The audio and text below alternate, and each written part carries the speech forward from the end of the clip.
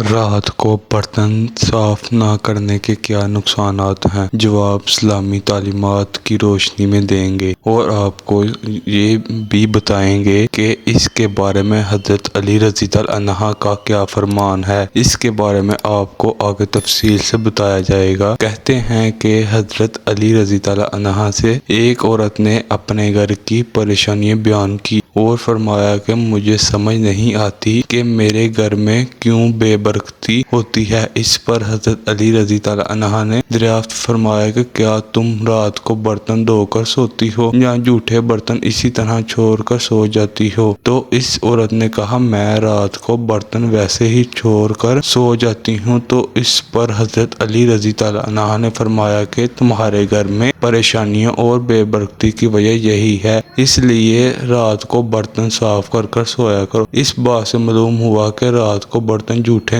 برتن نہیں چھوڑنے چاہیے۔ اس کے بارے میں سائنس بھی یہ کہتی ہے کہ اگر برتن کو زیادہ دیر کے لیے گندا چھوڑ دیا جائے تو ان میں نقصان دہ قسم کے بیکٹیریا پیدا ہو سکتے ہیں جو مختلف بیماریوں کا سبب بن سکتے ہیں، اور ظاہری سی بات ہے کہ جب برتن میں کھانے پینے کی اشیاء ہوں گی تو مختلف زہریلے کیڑے مکوڑوں کا بھی ان میں چلنے پھرنے کا خدشہ ہو سکتا ہے۔ اس لیے بہتر ہے کہ رات کو برتنوں کو دھو لیا جائے۔ دوستو، یہاں پر آپ کو یہ بتائیں کہ حدیث نبوی صلی اللہ علیہ وسلم میں ایسی کوئی تعلیمات نہیں جس میں رات کو برتن دھونے یا نہ دھونے کے بارے میں تشریح ہو، لیکن رات کو سونے سے پہلے برتنوں کو ڈھانپنے کے بارے میں تحقیق ملتی ہے۔ اس کے بارے میں مختلف روایات ہیں جن میں یہ سبق ملتا ہے کہ سونے سے قبل کھانے پینے کے برتنوں کو بسم اللہ کہہ کر ڈھانپ دینا چاہیے۔ اگر کوئی چیز نہ ملے تو کم سے کم ایک لکڑی سے بسم اللہ کہہ کر اس پر رکھ دی جائے، اس لیے کہ شیطان بند دروازوں اور ڈھکے ہوئے برتنوں کو نہیں چھوتا۔ ایک اور حدیث صلی اللہ علیہ وسلم نے